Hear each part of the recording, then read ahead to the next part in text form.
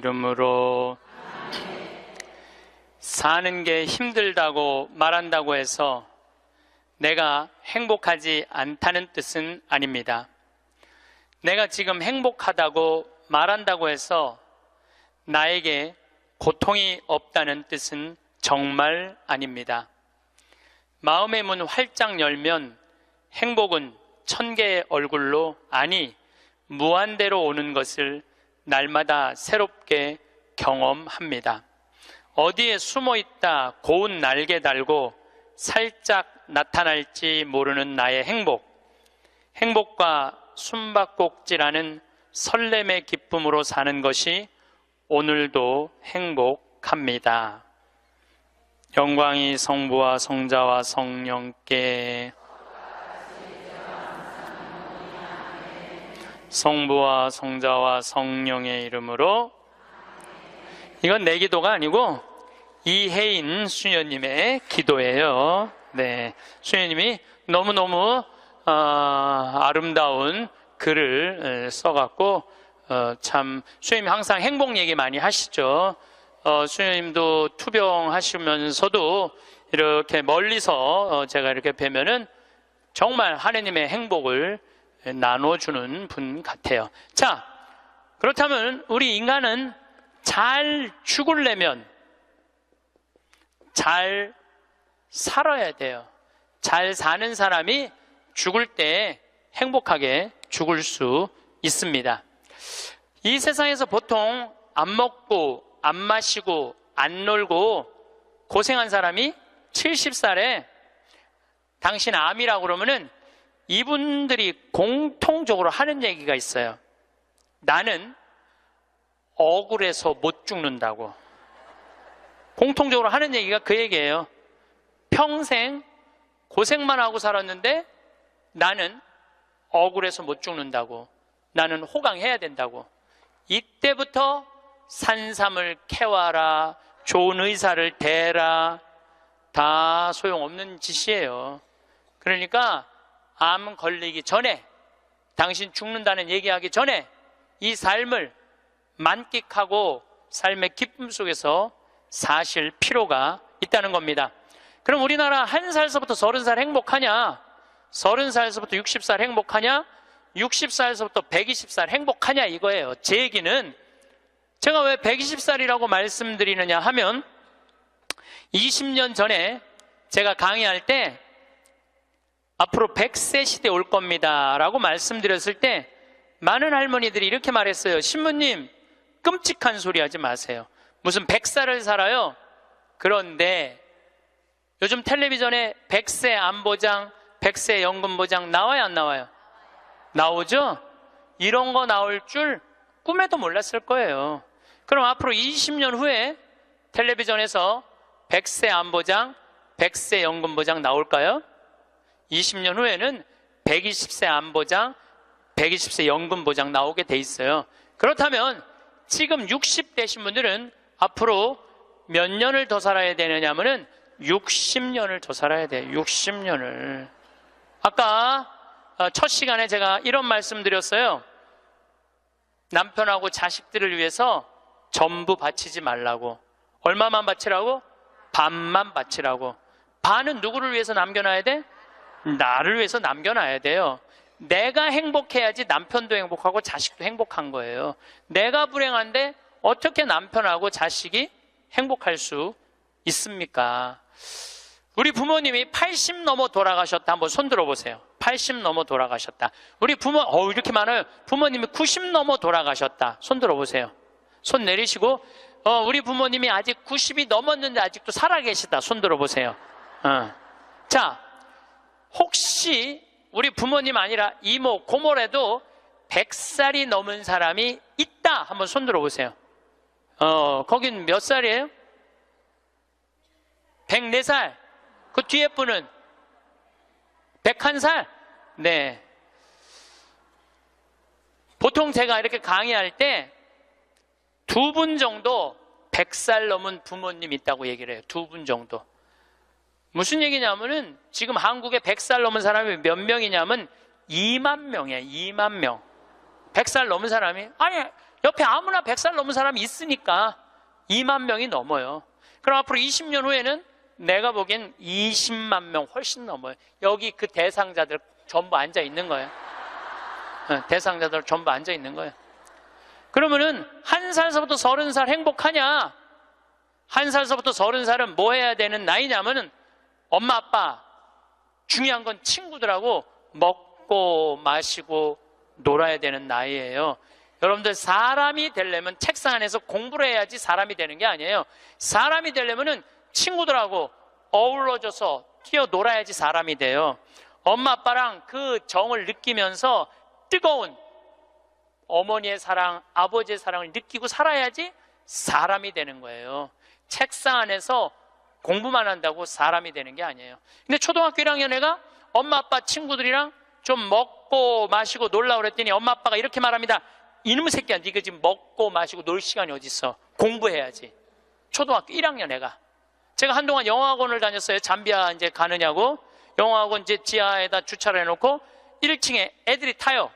애들이 타면 초등학교 애들이 타는 거죠. 영어학원 온다고 타는데 요만한 애가 가방을 2개를 메요.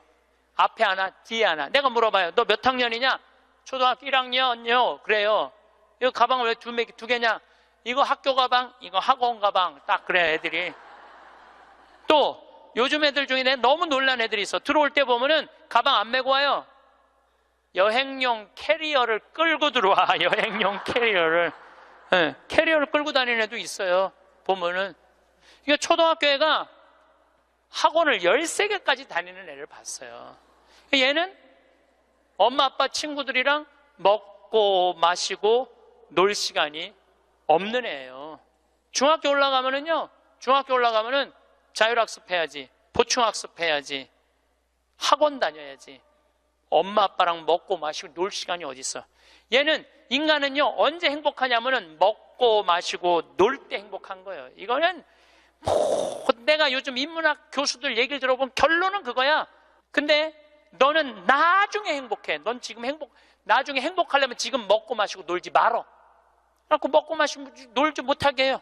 그럼 너 서울대학 가서 먹고 마시고 놀아. 그럼 우리나라 서울대학 가는 애들은 공부하는 애들의 0.5%만 서울대학을 가요.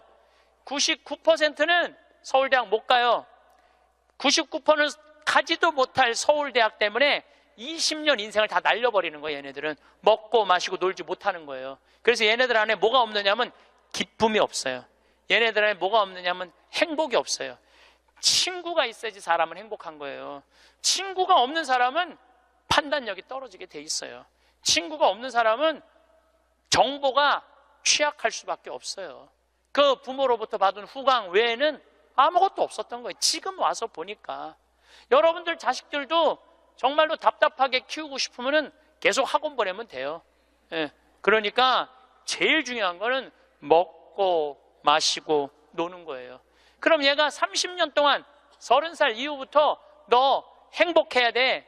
그래서 30살부터 얘가 삼성에 취직해갖고 행복할 수 있다고 생각하세요? 우리말에 이런 말이 있어요. 먹어본 놈이 먹고 놀아본 놈이 논다고. 먹고 마시고 노는 것도 아무나 먹고 마시고 노는 게 아니에요. 먹고 마시고 놀 줄 모르면은 얘는 나중에도 행복할 수가 없어요. 나는 직원들한테도 나중에 잘 안 해줘요. 언제 잘해줘? 지금 잘해줘. 지금 잘해주려면 지금 잘해줘. 나는 가끔 무슨 공항에 20년 동안 청소하는 아줌마들 140만 원 월급 준다는 게 난 이해가 안 되더라고요. 그건 식구로 생각하는 게 아니에요. 우리 집에 와서 일하면은 내 식구인데 적어도 우리 집에서 일을 하면서 인간의 품위는 유지하고 살아야 될 거 아니에요. 그러니까 대우를 잘해줘요. 그런데 저는 학벌을 참 싫어해. 내가 아주 공개적으로 강의 때 얘기하잖아요. 난 서울대학 싫어한다고. 싫어요. 저는 내가 서울대학 1년에 한 번씩 특강 꼭 가지만 그래도 싫어해요. 그래도 싫어해요. 예. 그래서 우리는 학벌을 따지지 않아. 직원 채용할 때 서울대학을 나왔든 유학을 갔다 왔든 이대를 나오든 연대를 나오든 일반 대학을 나오든 중학교를 나오든 고등학교를 나오든 초등학교를 나오든 첫 월급은 똑같아. 다 210만 원이에요. 아무리 잘났어도 210만 원, 아무리 못났어도 210만 원. 거기서부터 내가 평가하겠다는 거예요. 그리고 왜 내가 학벌을 따지지 않느냐 하면은 매주 띄우는데 뭐하러 서울대 졸업장이 필요해? 매주만 잘 띄우면 되지. 그렇지 않아요? 아니 매주가 서울대생만 보면 나 잘 떠야 되겠다 이래요? 나는 행복한 사람이 매주도 잘 띄우더라고 보니까.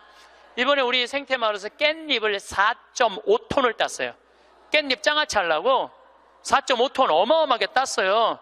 그런데 깻잎 따는데 뭐하러 그놈의 2대 졸업장이 필요해.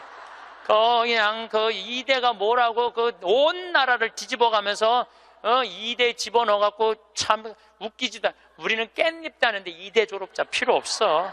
뭐만 잘하면 돼? 깻잎만 잘 따면 돼. 깻잎만. 그런데 우리 생태마을에 이렇게 대우가 좋고 나는 나름대로 어제도 제가 새벽에 부모님하고 좀 어디를 좀 갈 일이 있어갖고 새벽 4시에 집을 나오는데 별이 이게 여러분들하고 같이 나누고 싶어. 근데 새벽 4시에 평창에 있어야 돼. 그 시간에 얼마나 영롱하고 아름다운지 참 좋아요. 너무너무 행복한 곳이에요 우리 생태마을. 그런데 우리 생태마을에 누가 남아서 일을 하느냐 가만히 봤더니 이제까지 200명도 더 왔다 가고 이력서도 이렇게 쌓여 있어요. 취직하겠다고. 근데 결국은 어떤 사람이 남아있느냐 하면은 부모님하고 친구들하고 어렸을 때 먹고 마시고 논 애들이 남아서 일하더라고요. 간혹 저한테 신부님 우리 애가 우울증이에요. 우리 애가 왕따 당했어요. 우리 애가 컴퓨터 중독이에요. 우리 애가 알코올 중독이에요. 신부님 사람 하나 살리는 셈 치고 우리 애 좀 받아주세요. 내가 또 마음이 약하니까 받아줘요. 받아주면은 3개월 이상을 못 버텨요.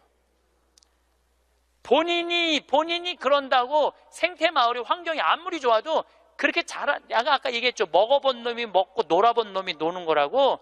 어렸을 때 불행하게 자란 애들은요 그 공동체 안에서 직장생활 못해요. 아니 KBS에서도 실험을 했잖아요. IQ 좋은 애, 성적 좋은 애, 생활기록부 좋은 애, 이거 쉽게 말하면 먹고 마시고 노는 애.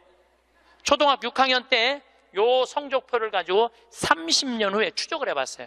누가 행복하게 사나? 그랬더니 IQ 좋은 애도 아니고 성적 좋은 애도 아니고 뭐 좋은 애야? 생활기록부 좋은 애, 먹고 마시고 노는 애들이요 결국은 잘 살더라 이거예요. 결국은. 그러니까 여러분들 자식들한테 너 공부 잘해야지 행복하다는 얘기는 틀린 얘기예요. 이 얘기가 핀란드에서는 이미 결론이 난 거예요. 핀란드는 초등학교 입학 조건이 뭔지 아세요? 잘 노는 애. 잘 노는 애가 입학 조건이에요. 입학 이제 학생들 뽑으려고 전부 다 애들이 와 있잖아요. 근데 놀이시설을 딱 놀게 해요. 근데 한 애가 안 놀아. 그럼 부모 불러갖고 뭐라고 그러는지 알아요? 얘 유치원에 다시 보내라고. 왜 우리 애가 유치원에 가? 얘는 지금 노는 법을 모른다고. 놀아야지 사람이 되는 거예요. 놀아야지. 근데 우리는 먹고 마시고 노는 일을 아주 우습게 보는 거예요. 우리나라가 독일보다 4개월을 일을 더 해요. 4개월을 일을 더 하고 미국보다 3개월을 더 일을 해요. 1년에. 그런데 우리가 독일보다 잘 살아요? 미국보다 잘 살아요? 그렇게 뼈 빠지게 일을 하는데도 일한다고 돈 버는 게 아니에요. 제가 아주 재미난 일이 있었어요. 신나는 일이죠. 잠비아에 이제 우리 치과 의사들이 이번에도 1,400명 환자를 봤어요. 안과 의사 2분, 치과 의사 9분이 환자를 1,400명을 봤어요. 일주일에. 어마어마하게 환자를 봤죠. 근데 이제 그 의사 4년째 나 따라다니는 의사가 나 가기 전에는 맨날 신부님 나 비행기에서 떨어져서 죽었으면 좋겠어요. 차가 와서 쳐서 죽었으면 좋겠어. 그랬던 의사예요. 근데 잠비아 봉사활동 가면서부터 사는 게 즐거운 거야. 내 걸 나누니까 자기 존재의 의미가 있는 거예요. 근데 이 의사가 참 돈을 많이 버는 의사예요. 그런데 왜 죽고 싶으냐? 건물은 큰 걸 사놓고 그 빚을 해대느냐고. 화장실 가는 게 아까워갖고 물을 안 마셔. 오줌 누는 시간이 아까워갖고 진료 시간이. 그러니까 사는 게 즐겁지 않은 거죠. 여러분들 인생에 정말 힘든 게 뭔지 아세요? 확장 이전이에요. 여러분들 괜히 아파트 20평에서 40평 넓혀가는 거, 장사 잘 되는 가게 10평에서 40평 넓혀가는 거 다 고통의 시작이야. 그냥 있는 데서 살아요. 뭐하러 확장 이전을 해. 행복하지 않았던 거야. 근데 잠비아를 떠나면서부터 사는 게 즐겁기 시작한 거예요. 그리고 내가 얘기했어요. 인생은 화장실도 안 가고 진료하는 게 인생이 아니야. 먹고 마시고 노는 게 인생이야. 제발 먹고 마시고 놀아. 그랬더니 그때부터 먹고 마시고 놀기 시작하는 거예요.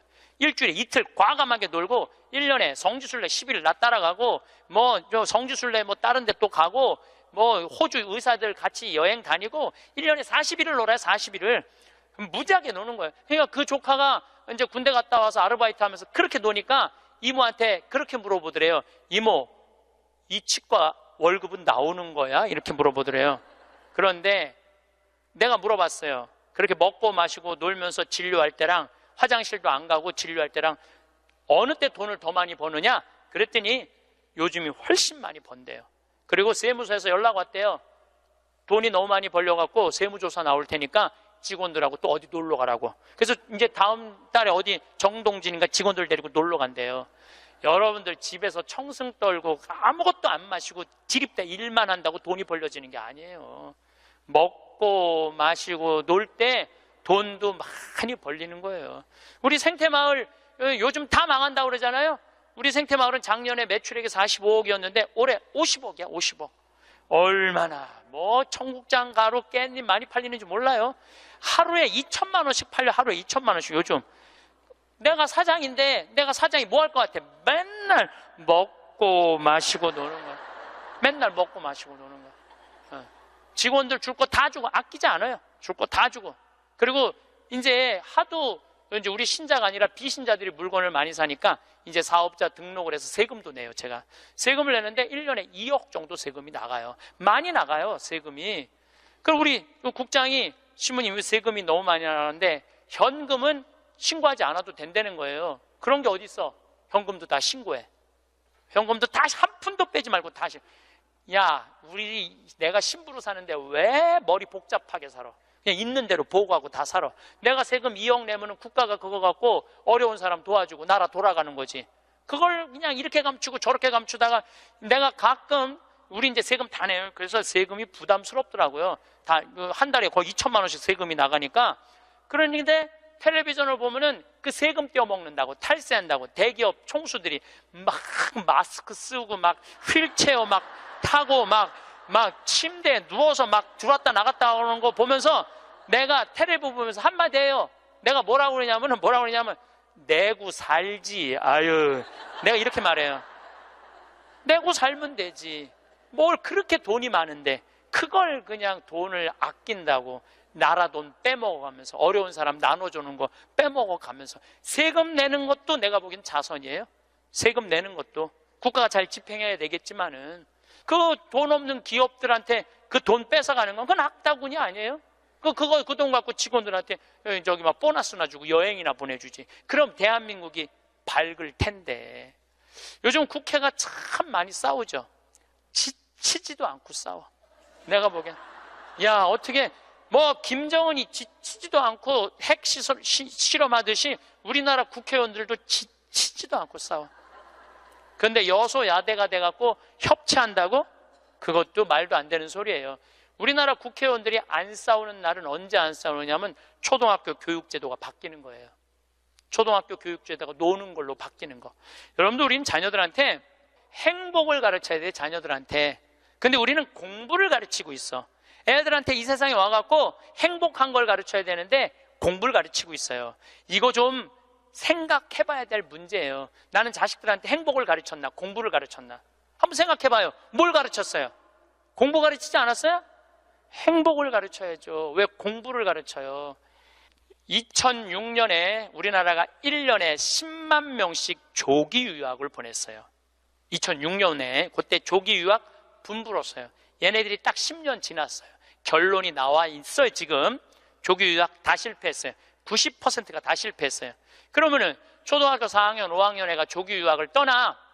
그러면 미국에 가면은요 여권 심사대에서 막 영어로 막 물어봐요. 너 여기 왜 왔냐? 며칠 머무를 거냐? 뭐 때문에 왔느냐? 막 물어봐요. 그것도 한국말로 물어봐요? 영어로 물어봐요. 그럼 초등학교 4학년 애가 당황스러울 것 같아? 안 당황스러울 것 같아요? 당황스럽죠. 그리고 미국에 딱 가갖고 수업을 하면은요, 아무리 한국에서 영어 공부 열심히 잘해도 못 알아들어요. 얼마 동안? 1년 동안 못 알아들어. 걔가 무슨 죄를 졌다고 1년 동안 말도 못 알아듣는 데서 고생을 해야 돼? 그리고 여러분들 인종차별, 여러분들은 잘 모르지만은 저는 정말로 외국을 많이 다니면서 확실하게 인종차별 느껴요. 신부인 난데도 아주 농담하는 애들 많아요. 너 뭐하러 혼자 사느냐? 막 하느님이 네 뭐 애인이냐? 막 이래가면서 웃기지도 않게 인종차별해요, 걔네들이. 그럼 초등학교 4학년 애가 그 인종차별을 다 겪는 거야. 그러면 한국에서 걔한테 유학 한번 보내려고 그러면 9.11 테러 이후부터 미국은 외국인을 공립학교에 받아들이지 않아요. 다 어디에 들어가야 되냐면 사립학교에 가야 돼. 사립학교는 중학교, 고등학교 1년에 4천만 원, 5천만 원이에요. 등록금이. 1년에요. 1년에 4천만 원, 5천만 원이에요. 3년에 5천만 원이 아니고 기숙사비 3천만 원이에요. 방학이 4번인데 거기 못 있어요. 부모 없으면은 한국에 들어왔다 나갔다 해야 돼. 그러면 얘는 혼자 간 애는 계속 들어왔다 나갔다 해야 돼요. 그럼 비행기 값 1,000만 원이야. 그럼 1억이 나가야 돼요. 유학 보내면은. 그럼 우리나라 대기업 연봉 1억이거든요. 1억이면은요, 아버지는 아무것도 안 쓰고 얘한테 다 보내야 돼. 아버지는 아무것도 안, 아버지도 먹고 마시고 놀아야 되는 사람인데 그걸 못 하는 거예요. 그러니까 자식하고 마누라 보내면은요, 더 아무것도 못 해. 그러니까 친구들도 하루 이틀 같이 놀아주는 거지. 저녁 같이 술도 못 먹자고 그래요. 내가 기러기 아빠들이랑 술 많이 먹었어, 옛날에. 먹어보면 그 얘기를 하면 정말로 가슴이 아파요. 그러면은 하루 이틀 그러다가 이제 혼자 술집에 가는 거야. 혼자 술집에 뭐 장미 뭐 이런 데 가면은 그 아가씨가 아유 사장님 외로워 보여 이렇게 말하면은 내 마음을 알아주는 여자는 이 여자밖에 없구나. 그래서 뭐해? 사랑에 빠지는 거예요. 그걸 남들은 바람 핀다 그러지. 예. 그래서 바람 피는 거예요. 혼자 외로우니까. 인간은 어쩔 수가 없거든요. 그 시간에 집에 들어가갖고 아이하고 아내하고 해주는 거 맛있게 먹고 마시고 놀았으면 그 사람 바람 안 폈을 거예요. 대기업의 부장 정도 올라갈 사람이면 열심히 산 사람이니까. 그렇죠? 그러면은 애는 학교 가갖고 언어 안 돼, 인종차별 당해. 엄마는 또 미국 가갖고 애 학교 가면은 심심하잖아요. 거기서 또 놀고 있는 또 멀쩡하게 생긴 남자하고 또 외로우시겠어요, 사모님. 그러면 거기서 또 이제 또 바람 피고, 아빠는 한국에서 바람 피고 엄마는 미국 가서 바람 피고 애는 인종차별 언어에 갖고 정신 우울증에 걸리고 그런 일이 벌어진다니까요. 한두 집이 아니라니까요. 뭐를 위해서 애를 유학을 보낸 거예요? 뭐를 위해서? 다 집안 풍비박산 만들어 놓고. 그러니까 애한테 공부를 가르치면 안 된다니까요. 행복을 가르쳐야 돼요. 우리가 뭐를 해서 행복한지. 그래서 10년 동안 간 애들 중에 정말로 한국에도 아니고 미국에도 아닌 애들 많아요. 이건 아무것도 아니야. 대학 졸업하고 유학을 가면요, 얘 심지라도 있어요. 대학 졸업해서 유학 가는 애들. 근데 초등학교, 중학교 때 가는 애들은 심지도 없는 애들이야. 내가 한국인지 미국인지 구분도 안 되는 애들이야. 그래갖고 적응 안 되면은 중학교에 가면은 유학 온 한국 애들, 말 안 통하는 영어 안 되는 애들끼리 모여요. 모여서 노래방 가고 한국 드라마 보고 술 먹고 담배 피고 고등학교 올라가면 마약해요. 마약하면 또 걸리면 감옥에 갔다 왔다 하고. 정말로 이 아이의 출세를 위해서, 이 아이의 미래를 위해서 유학을 보냈는데 아버지도 바람피고 엄마도 바람피고 애는 마약하고. 이런 집이 한두 집이 아니라니까요. 너무너무 많은 거예요. 이런 집이. 성공하는 비율은 10%밖에 안 된대요. 10%밖에. 그러니까 90%는 다 망가지는 거야. 그래갖고 이제 한국에 돌아오면은 집안이 완전히 망가진 거야. 애는 집에서 나가지도 않고. 왜냐하면 유학이라는 건 갔다 왔는데 대학을 졸업한 것도 아니고 한국에서 취직되는 것도 아니고, 그러니까 아무것도 못하는 거야. 그래서 나한테 와서 신부님 얘 좀 고쳐달라는 거야. 자기가 10년 동안 망가뜨려 놓고 나한테 1시간 만에 고쳐달라는 거야. 내 안수하면 손에서 아무것도 안 나오는데 뭘로 고쳐 내가. 그런데 이제는 1년에 10만 명씩 가던 게 이제 3만 명밖에 안 가요. 왜? 실패한 게 결론이 났으니까. 나는 그러지 말자는 거예요. 그 1년에 1억씩 유학비 보낼 돈이 있으면 그 돈 갖고 한국에서 엄마 아빠 자식이랑 행복하게 먹고 마시고 놀으라는 거예요. 그럼 이 집은 깨지지도 않고 애는 아주 건강하게 자랄 거예요. 우리가 아주 중요한 거를 놓치고 있는 거예요. 별거 없어. 인생이 뭐 그렇게 복잡해? 그리고 여러분들 출세, 그것도 해봐야. 난 텔레비전 보면서 출세하는 거 한낱도 안 부러워요. 뭐 민정수석 무슨 수석들 지금 그게 사람 사는 거예요? 저런 모습이? 차라리 그 자리에 안 가면은 거짓말도 안 할 거 아니에요. 그 자리에 가면 어쩔 수 없이 거짓말하고. 어떻게 보면 여러분들이 훨씬 행복한 분들이에요. 여러분들은 거짓말 일이 뭐가 있어? 누가 돈을 갖다 줘야지 안 받았다고 그러지. 누가 돈을 갖다 줘야지 안 받았다고. 그렇다면은 30살에서부터 60살은 행복하냐? 대한민국에. 자, 이 30살에서부터 60살은 저는 인생의 황금기라고 생각해요. 여러분들, 여행은 가슴이 떨릴 때 가야지 다리가 떨릴 때 가면 안 된다니까요. 근데 이때 가야 될 때야. 가야 될 때야. 그런데 자식 공부시킨다고, 자식 출세시킨다고 나는 안 먹고 안 마시고 안 놀아. 30년 동안 그랬어. 그럼 이 사람은 30년 동안 껍데기 인생을 산 거예요. 자기 인생 산 거 아니에요. 자식만을 위해서 살았다고.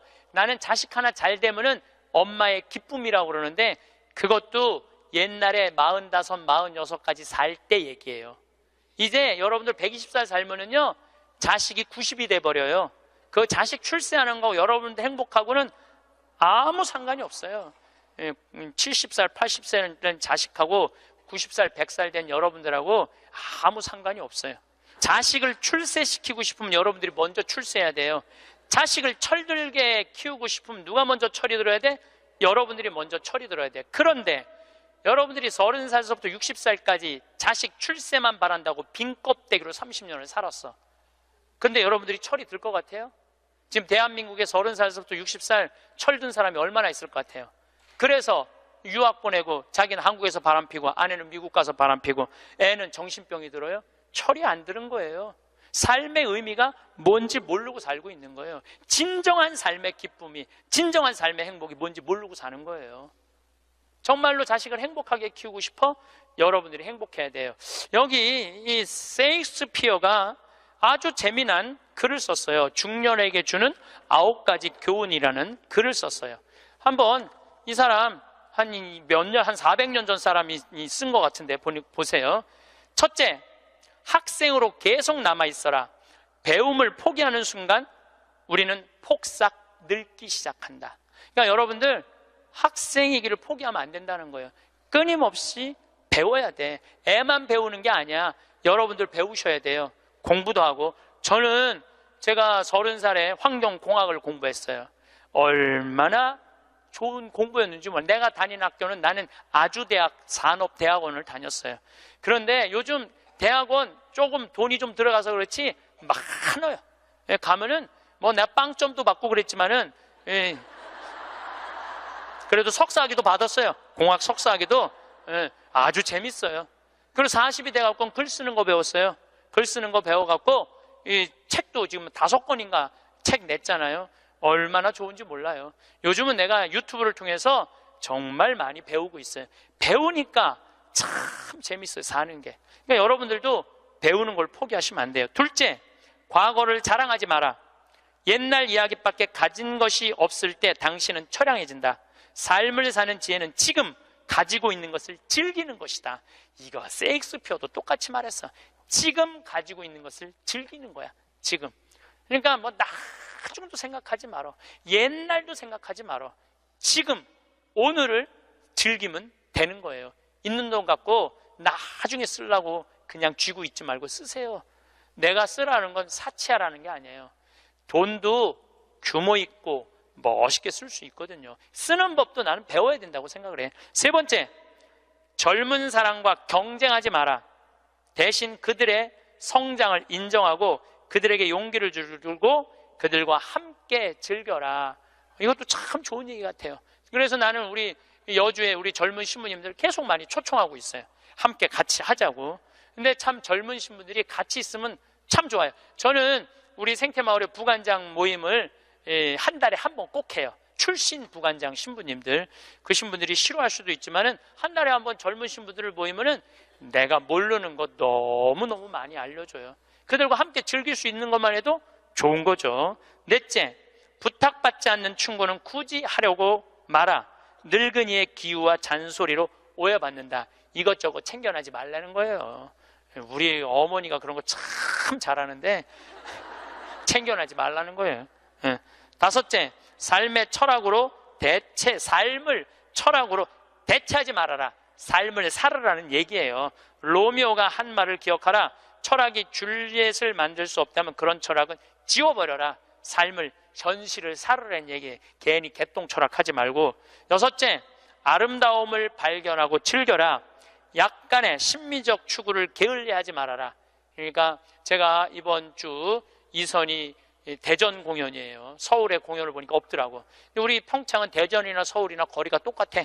그래서 이제 대전으로 가는데 점점 나이를 먹으면 먹을수록 공연도 많이 가요. 저는 여기 이 삼성 여기 뭐 스퀘어인가 여기 공연 많이 와요. 예술의 전당도 많이 와요. 많이 와야 1년에 많이 온다고 그래요. 1년에 두세 번이야.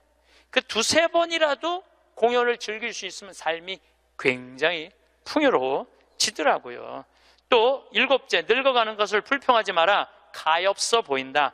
몇 번 들어주다 당신을 피하기 시작할 것이다. 나 늙은 거 자랑하지 말라는 거예요. 그것도 맞는 얘기 같아요. 늙은 거 누가 뭐 알아주기는 해요. 아무도 안 알아주죠. 나이 먹은 거 자랑 아니야, 내가 보기에는. 그리고 나이를 먹으려면 곱게 먹어야 돼. 나이값을 하고면서 늙어가야지. 나이값도 못하고 나이만 디립다 먹으면 그게 뭐가 자랑이에요. 여덟 번째, 젊은 사람에게 세상을 다 넘겨주지 말아라. 이건 뭐냐면 재산 주지 말라는 거예요.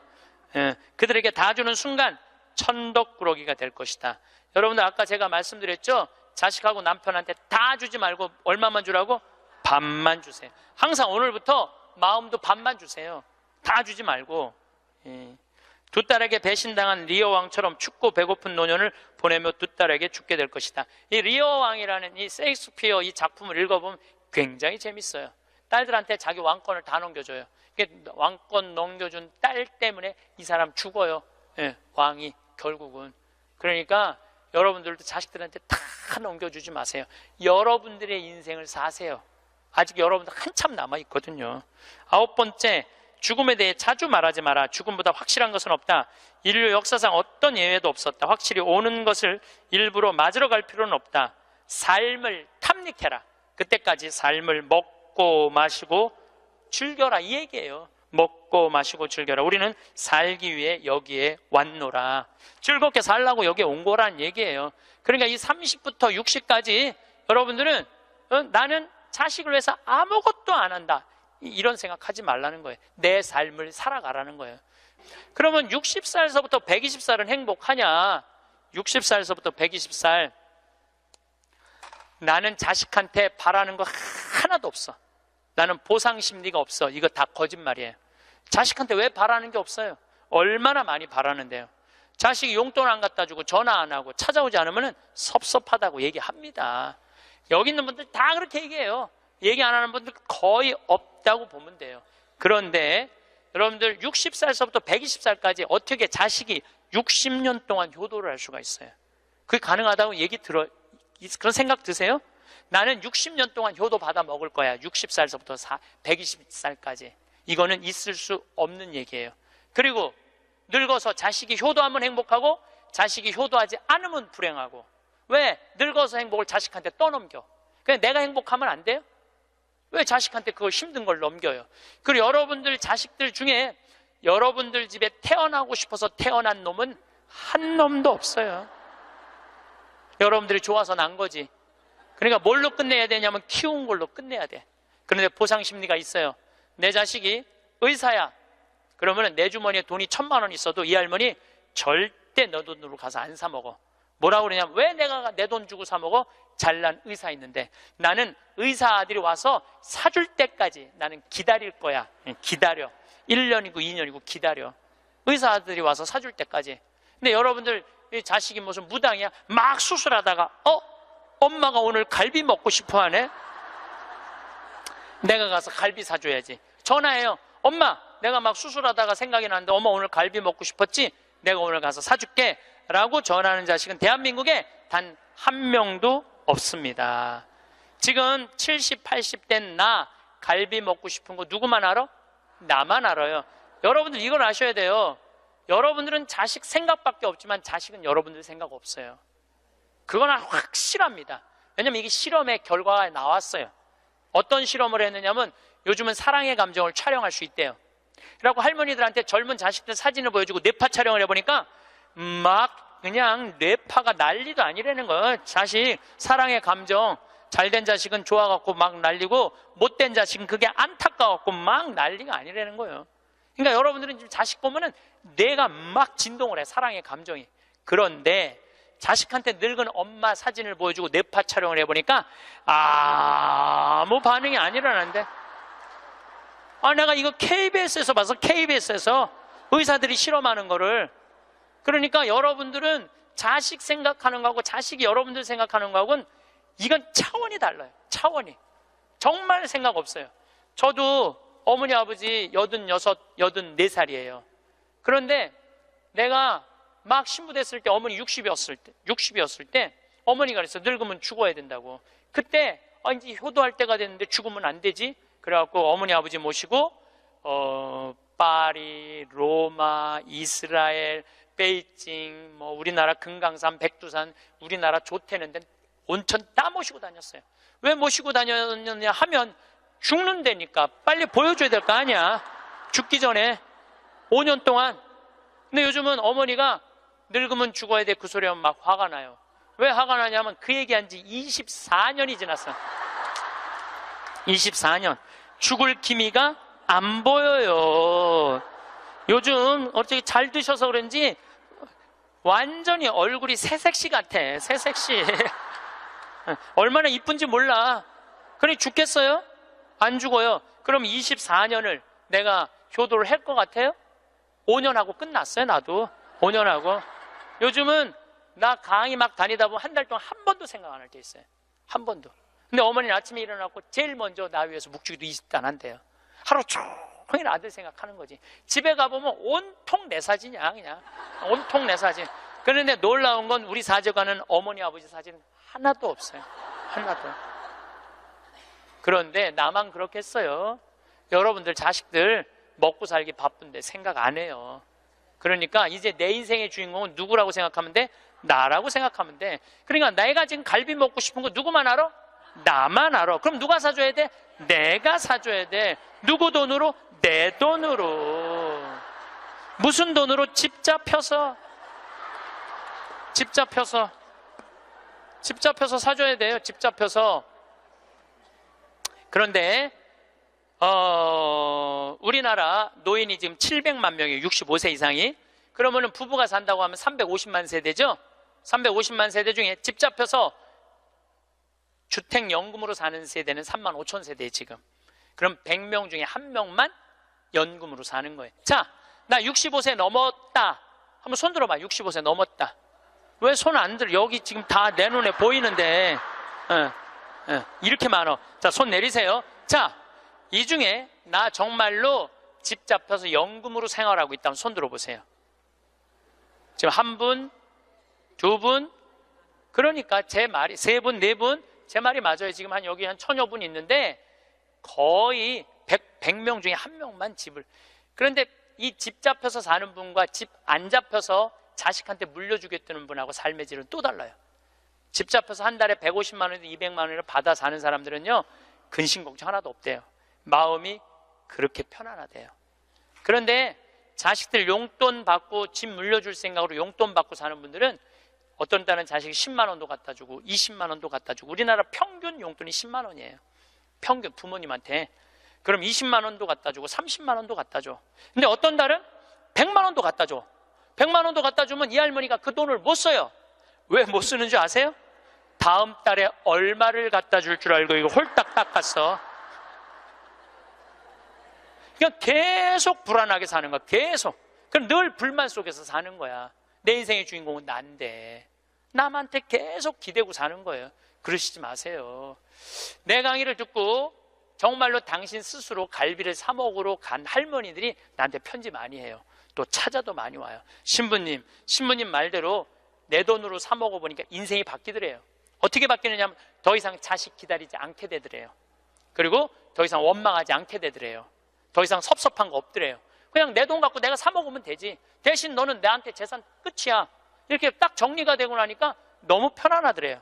그리고 남은 인생은 내가 책임질 수 있겠다라는 자신감이 생기더래요.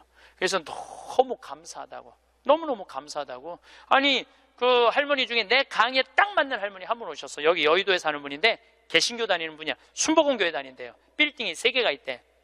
근데 뭐 하여튼 에쿠스 뭐 900인가 뭐 리무진인가를 타고 왔는데 어마어마하게 좋은 차를 타고 왔어요. 예, 에쿠스가 아니라 제너시스. 기사를 대요. 근데 그러는 거예요. 신부님, 내가 40에 혼자 돼갖고 아들 셋을 키웠다는 거. 신부님 말대로 의사, 교수, 사장이라는 거예요. 전까지는 내가 너희들 그렇게 키웠는데 왜 나 한번 안 찾아오느냐, 맨날 원망했대요.